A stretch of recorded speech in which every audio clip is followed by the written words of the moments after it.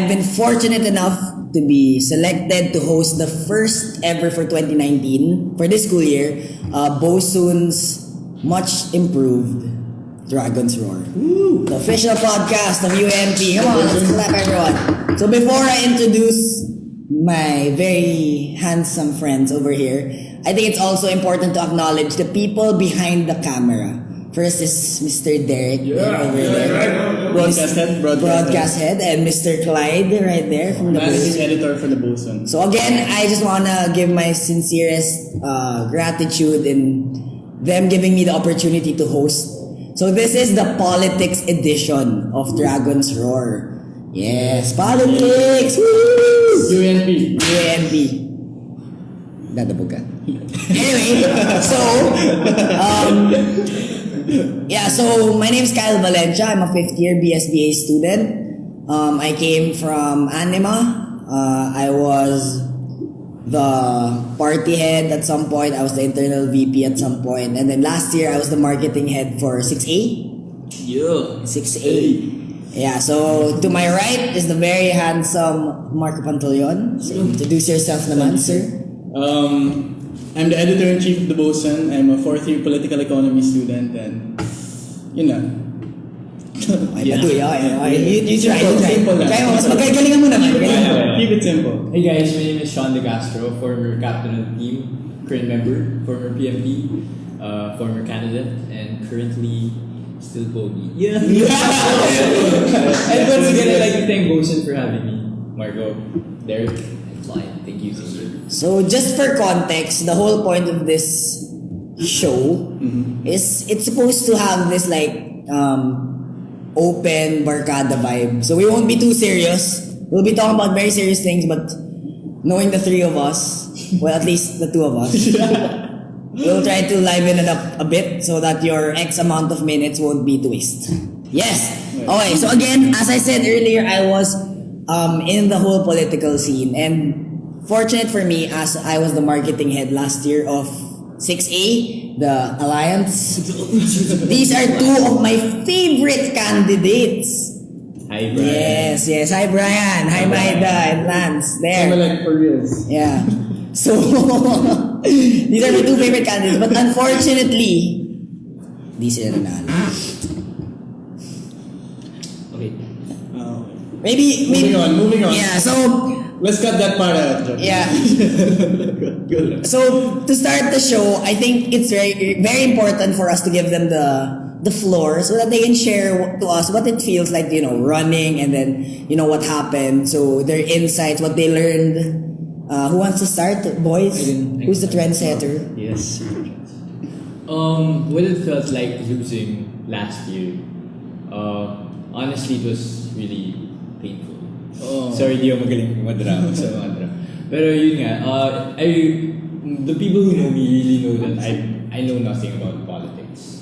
But the experience that I had in UA&P, sila Marco and Kyle know this now, that yung experience na yun nga, team ko sa UA&P, it really gave me that reason to run and give back to the student body, at least before I leave the school. So losing was really hard for me. So medyo bigat yun. But then, having ran alongside with the whole 6A, Java, Lance, Maida, Bri, then Mark. May nakalimutan ka. Yes. Yun nga, having ran alongside with them, and plus yung mga marketing head, party head namin, it made it easier, the whole process and the whole process after. So that's it.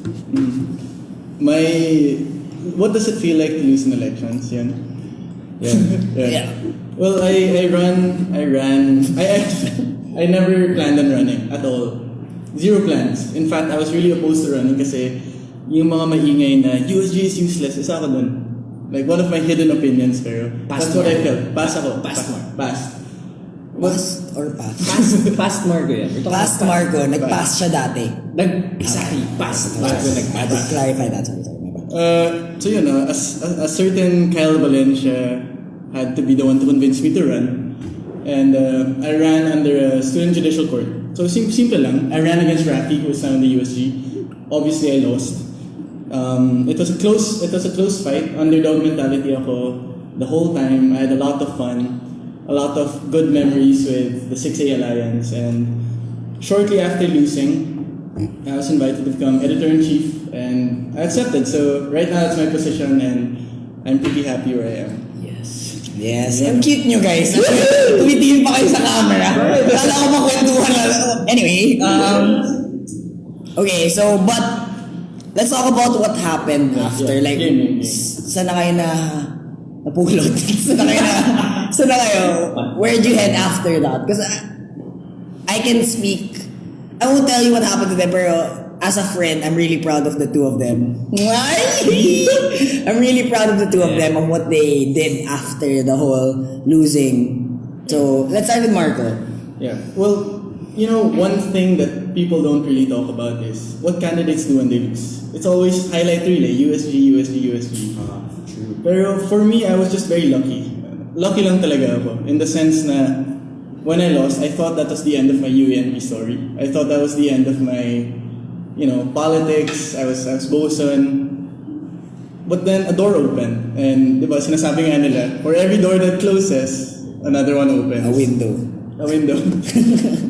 So that door for me was the Bosun, and I feel like I have a lot more to contribute to the school, and that's where I am now. Bosun, I am the editor-in-chief, and I'm having a lot of fun. Okay. Now, medyo iba yung story natin, di ba? Kasi you tried to run again, and then, sige, take us through that process. I think a lot of the people watching would want to know. Sige nga, tell us. Okay. So, yun nga, na-share ko na, di ba, sobrang hirap matalo. So, I really had no intention of running again because, syempre, laking risk. Super brave. Kung bigla akong masasaktan ulit, sino ba naman may gusto ng gano'n? Masaktan twice? Masaktan twice? Anyway, yun nga, it really took a lot out of me. Probably like 4 or 5 months to actually decide to run again. Then, the reason behind that, like how I got to that, was like, naisip ko na, my why still hasn't changed. And I still love this school, even though I lost. Parang, cheesy naman cheesy, pero ganun pa rin naman. Facts kasi. So, yeah, then I decided to run. I filed. A few weeks passed, then there came the whole issue, me getting disqualified from the elections. That's it. I'm here now, heading into my 4th year. Looking to learn a lot, then still helping out the team, the school in whatever way I can. Wait. I think we should ponder on the issue. I mean, it wouldn't be a substantial podcast if we don't ponder Let's go. in what needs to be pondered. Pinag-uusapan ba yun? Oo.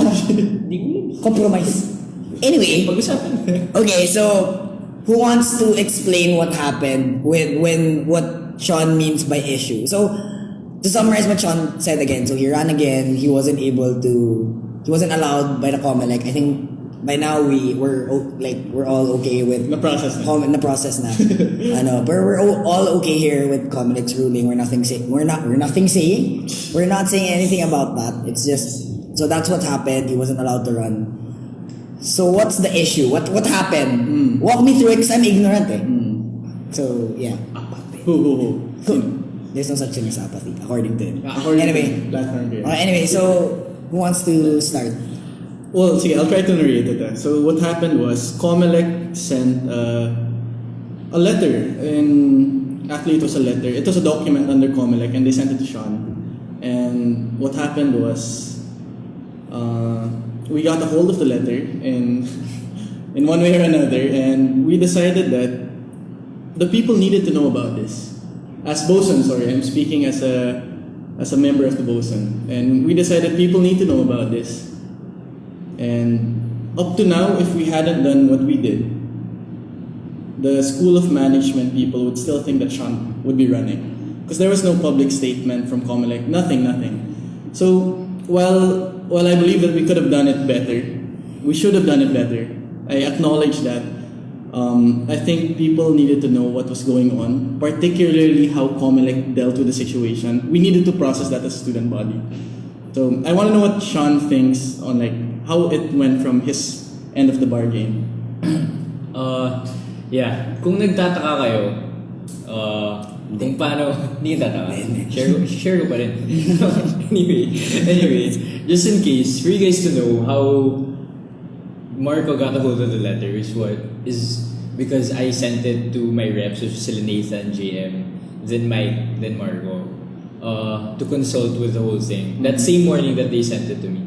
Because like what I said, sobrang bigat talaga. Not even, di mo lang ako nabigyan ng chance sa matalo ulit. Yeah, yun nga. So what I told them is like, I can't believe this is happening. We should let the student body know what Comelec ruled and let's see what they think.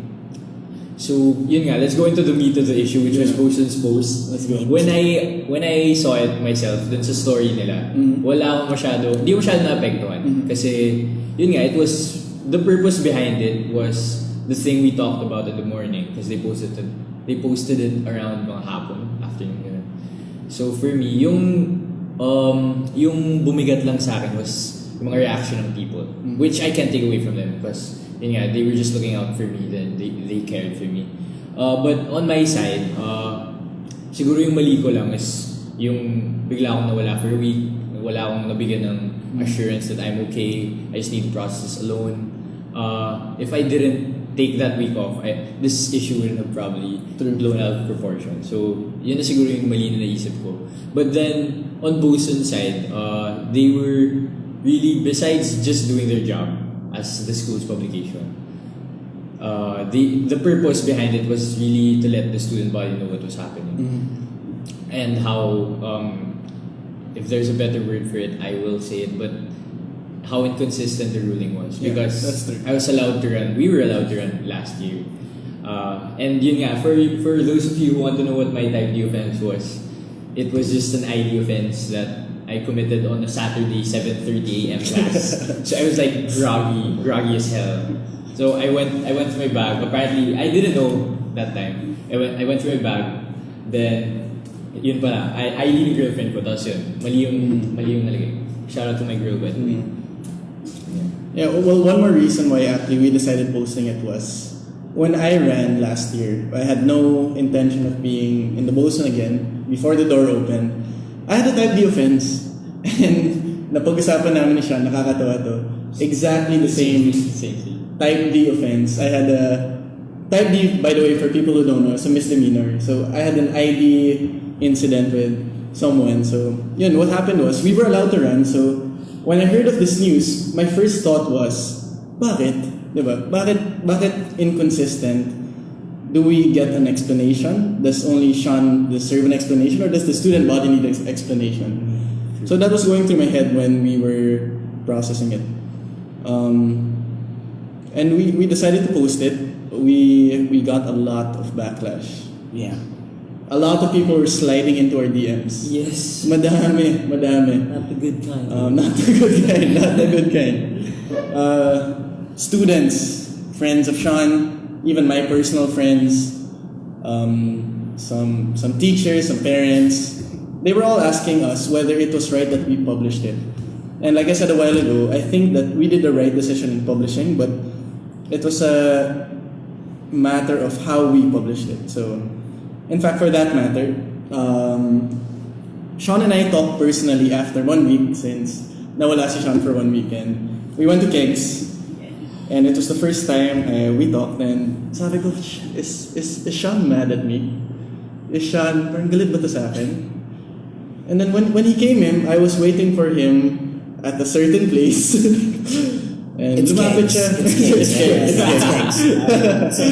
Lumapit siya. Laki ng smile niya. Sabi ko, okay. Ako nangangapa pa ako eh. Laki ng smile niya. He sat down, he said, sorry, I promised myself that for a week I wouldn't talk to anyone. But now I want to get this thing all finished and over. And so I was really relieved because I apologized to him personally, but I also promised that I'll apologize to him publicly. So, Sean, if it caused you any embarrassment, I hope you understand, and from me personally, from the Bosun team, we are deeply sorry for any embarrassment we have caused you. So there it is. No sweat. That's from our end.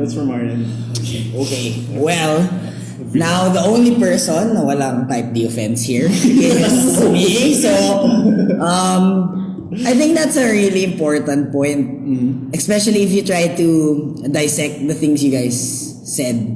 Okay, so first off, like what really was off for you was The decision of Comelec. the decision of Comelec. Okay, and then you thought that everyone needed to know, right? Yeah. I mean, was how everyone took it, like the rapid, like it was an I was not in school when it happened, and then I still heard about it. Like it was a big deal. What did that trigger you in any way? What do you mean? Yung reactions ng people? Yeah. It triggered me in a way na it was how they reacted. I mean, rather, which topic they focused on. Not what... Yep. Yun nga. Basta mali. Kumbaga, big misinterpretation. Because when I wanted my reps to let the student body know about it, which in their knowledge was Bosun, which I totally respected. Yung issue dapat, it was supposed to shed light on the fact that I ran last year with that offense. They looked past it. Then this year, I was in that whole process of getting my CMs ready, preparing my spiel. That's campaign materials, everyone. Thank you. CMs, it's called a campaign material. Yeah. Yun nga. Tapos, yun nga, mag-prepare ako RTR. Then yun, I get an announcement like that morning. Yes. Wala, yun, dun ako na-trigger kasi parang mali pa. Kumbaga, kung lalaki pa yung issue, mali pa yung pinag-uusapan, di ba? Okay. Actually, on that point, can I? Yeah. So on that point, we met like, when it started exploding, we met again as a Bosun core and Bosun editorial team eventually. And we were thinking that, it's our mission and vision to be thought leaders in the school. Yung goal namin sa Bosun is, kung may issue, kung may nangyayari, anong tingin ng mga Bosun members sa issue na to? Yun yung goal namin sa Bosun. Supposedly. Supposedly. We're working on it. So when... It's true though, like... okay, if I can... Wait, let me finish. Okay, fine. Let me finish. So when there was a bigger issue, which I think was the Comelec ruling, and it was the objective of that news report, and people decided to focus on the small issue, nanghinayang kami. Because we thought that a politically mature student body would talk about the real issue rather than simply how a piece of news was delivered. Not justifying or anything. We owned up to our mistakes. I even apologized to Sean personally and publicly as of now. But it's just for me as a member, as the leader of the publication of the school, it's quite saddening how we have so much to work on in terms of political maturity. Talking about the issues that matter instead of the issues that are flashy. So yun lang. I just wanted to add that to what Sean said because it's all interconnected. This is the Bosun's perspective.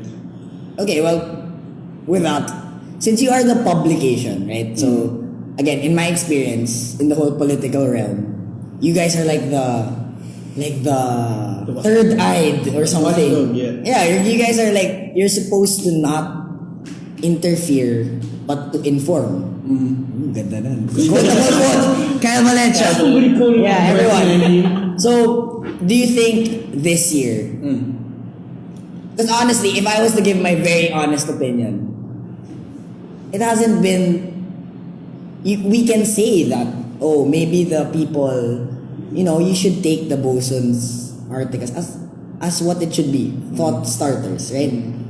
Baka nagulat din kasi sila. Because, I think you would agree that the Bosun wasn't like perfect at it before, right? So what can you assure from the Bosun's perspective, Mr. Marco Pantaleon?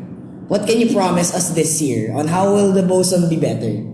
Aside from getting me as a host. Yeah. Which will not happen again, by the way. Performance-wise, medyo sketch. But, to be more specific, what went through our mind when we posted it is because I was in the Bosun first year, second year. I resigned in my third year, and in my fourth year, I was invited to become editor-in-chief. So in the first year and second year, we're not strangers to controversy. You know, we've been through a lot. Kasanga has been on our backside. Yes. Anima has been on our backside. Comelec has been on our backside. CSA has been on our backside. So this whole thing about releasing the information was based on experience, and we went through this before. We stood our ground, and I think we will continue to stand our ground. And this was just part of that standing our groundness. So even if we could have released the piece of information of Sean in a better way, we still abide by our principles. So yeah, yun lang. So if Kyle is asking what's different this time around, it's our 10th year anniversary, and we want to do things big. We want to show the student body that the Bosun is theirs. We want to be visible. We want to set the tone, and we just want to be the thought leaders in the school. That's why we have Dragon's Roar. Dragon's Roar. So this is very innovative. Saturday, not PM. So expect a lot of things from the Bosun. We're working on things internally, but soon enough we're gonna blossom. Yeah. Like a flower. It was so nice until that point. Well, okay. So that's Bosun. Okay, that's their guarantee. You want to talk about the institutions in the school? Because if we're talking about political maturity, political maturity is basically, if by definition, the interaction between different entities, right? Entities. Anyway, so entities. So I think so. We started with Bosun. What do you wanna? I wanna go Comelec. Sorry. Comelec. Okay. Comelec it is. Sige. Well, I think Comelec has been pretty. The role of the Comelec is supposed to be the one overseeing the elections, overseeing the candidates, see what's right in terms of elections here. And I think they have had pretty questionable decisions in the past. Sorry, unpopular opinion. But in my time here in this university, it's always been one or the other. It's in terms of balance, I feel like Comelec hasn't found the balance yet. But I'm not bashing Comelec or anything, but in fact, I defended Comelec before in one of its controversial decisions. But Defense. No, pero yung point ko dyan is, I think Comelec needs to reach out to the student body more, especially in light of the Sean issue. So they disqualified Sean, and were they gonna keep the matter private? Was it gonna be a secret? I think they need to do some more explanation, some substantiation, some more clear explanation of where their decisions are coming from. Because in my opinion, if they decide one thing one year and they decide another thing another year, it just puts to question their credibility. I know the people in Comelec, I know they're very good people, but I think it's my opinion. It might be an unpopular opinion, but that's my take. Sean. Okay. My side on the whole Comelec issue is, well, I haven't been that politically involved with a school enough in the past for 3 years. So Apathetic. Apathetic. It's no being such thing as apathetic. apathy. Yeah. No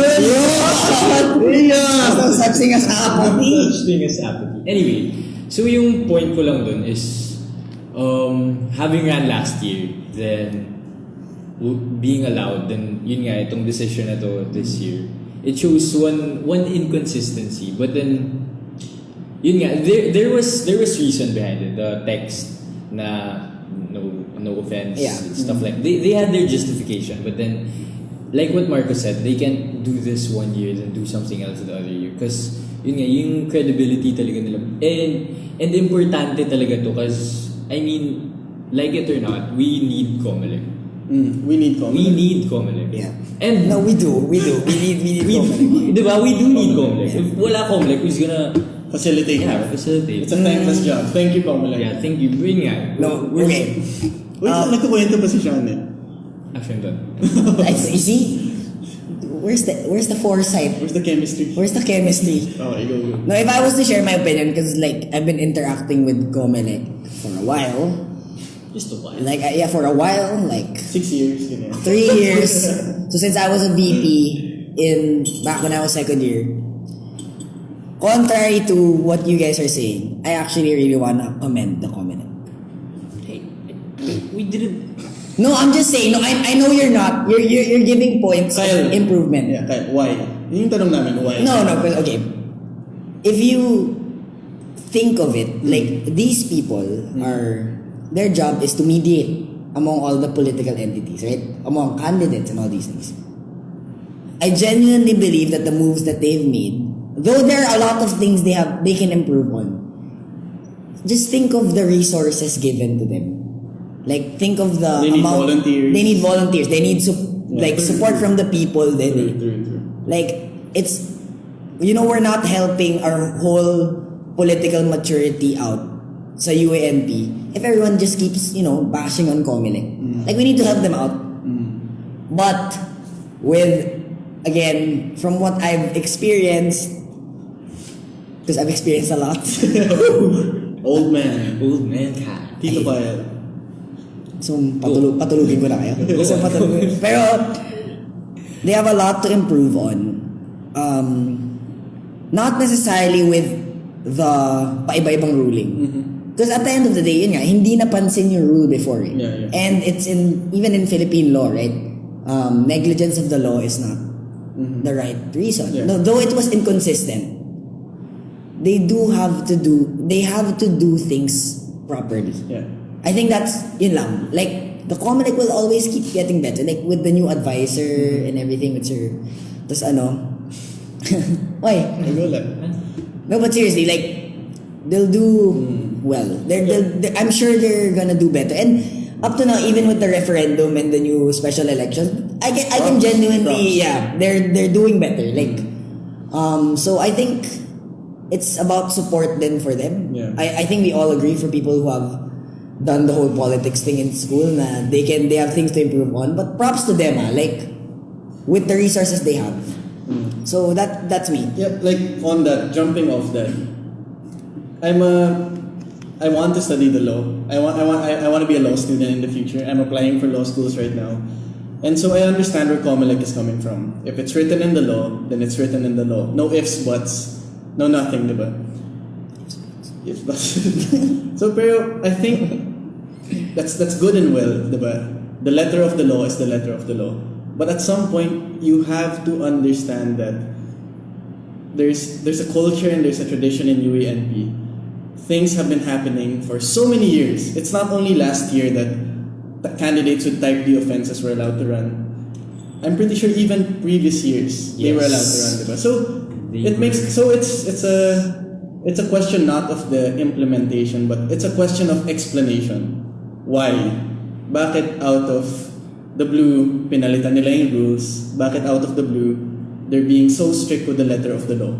So, I commend Comelec, and I look up to them. It's a thankless job, but that's my opinion. That's my opinion. At least some explanation, some reason, at least that the student body can digest and understand. Okay, you're good. Okay, so next, you want to talk about the parties? Game. I think, okay, Game. I'll start because, para mas okay yung opinions niyo yung dalawa eh. Kasi, disclaimer, I am non-biased to any party. Definitely not. I'm too old to be biased. Yeah, 26. 25. I'm turning 22. But on a very unbiased opinion, I genuinely think that both parties need to step up their game. True. Also, paano? And I'm not afraid to say this. My unbiased opinion is Anima needs to step up their game more. Honestly, you know what? That's a very honest opinion, right? Because I think the problem with, younger, it's not a test of your intellect or like how well you are as a leader and all these things. Pero a problem with younger people who get into the school politics is they try to make a name for themselves. And they forget the bigger purpose of their political parties. Kaya I'm really old kaya I can say these things, diba? Parties, you guys are made for a function. And I really suggest na you always remember na it's party, USG, school. That's the priority. The highest should always be the school, then the USG, then your parties. Because alam mo yun, if our politics is filled with just useless bickering from one side and then the other one for the purpose lang of the party, hindi naman nakakatulong sa elections. Yeah, can I add to that? In a sense, Anima and Kasanga really balance each other out. Yeah, for sure. So like Anima is, I don't know, like some people call it a self-development or, but in my experience, just to be transparent, I ran with 6A and the internals is really great, but I think it struggles to brand itself externally, especially given that the category given to them is a political party. Kasanga, on the other hand, is really great at doing that. They're a political party, they're very active in their advocacies. So in a sense, they really balance each other out. And I think having Kasanga and having Anima, and hopefully more political parties in the future, it's not just one or the other, it's good for the university. But in terms of learning from each other, not simply antagonizing each other, Anima should learn from Kasanga, Kasanga should learn from Anima. Yeah, that's my take on political parties. All for me, since na-cover nyo naman din yung both the weaknesses and strengths of both parties. For me, like what Cal said, they should really focus on why they're existing. Because like let's say if you file a complaint to the other party about something, that's really not gonna, that's not relevant or not gonna help anyone. True. You should, I mean, in the future, parties should know that that's not a wise move anymore. Parang dapat tulungan akong tulungan.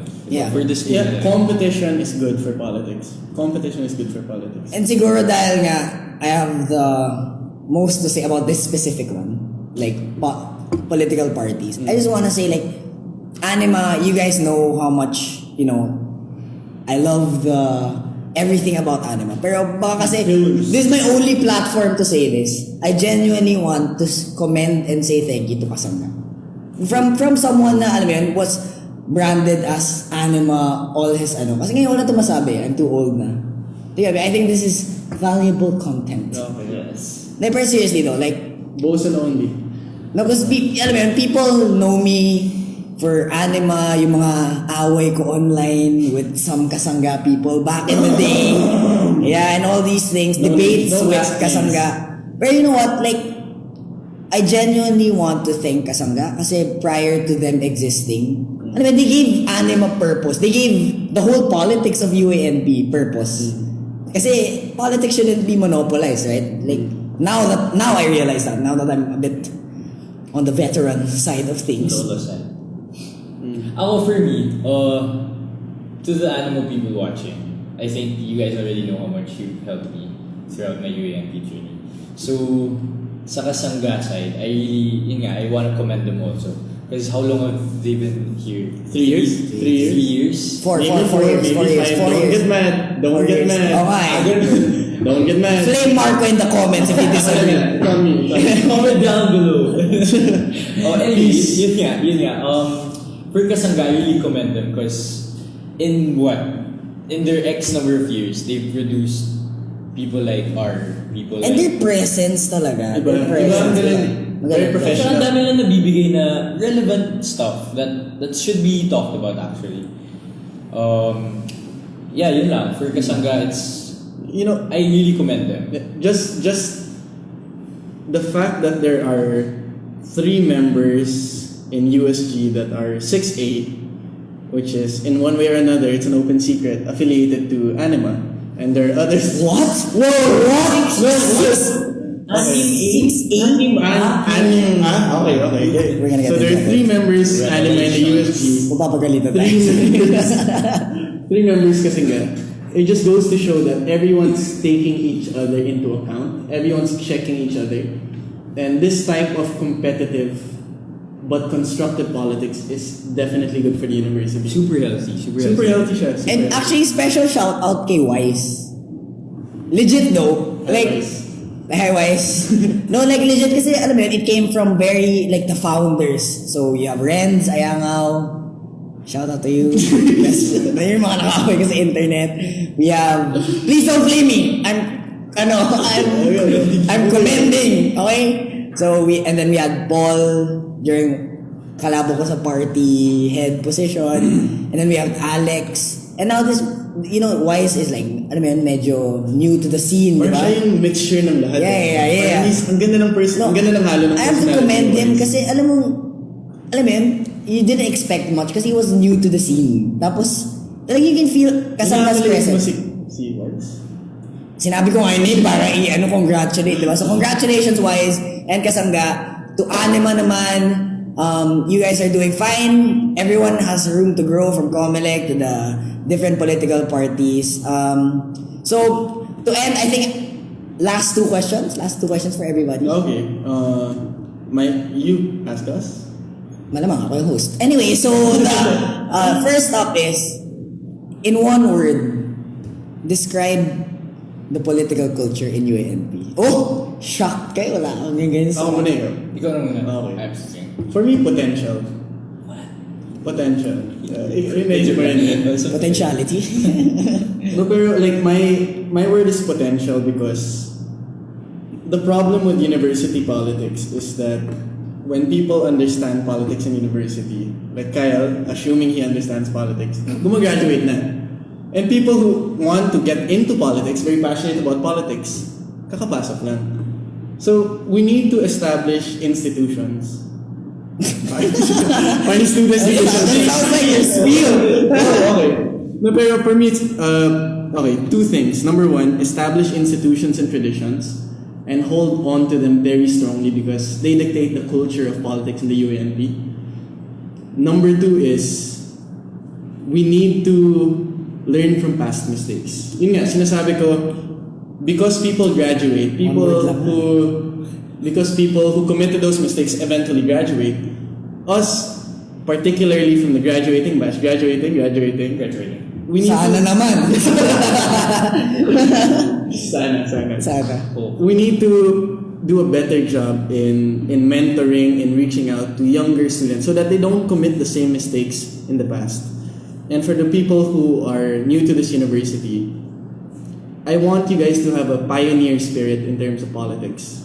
There's a way things are run in the national politics, but precisely the reason why we have politics in the university is because it's a testing ground for political ideas, for discourse, for debate, and use that to your advantage because the lessons you learn here in UA&P, you will develop those virtues and habits when you enter politics or whatever you're gonna enter in the future.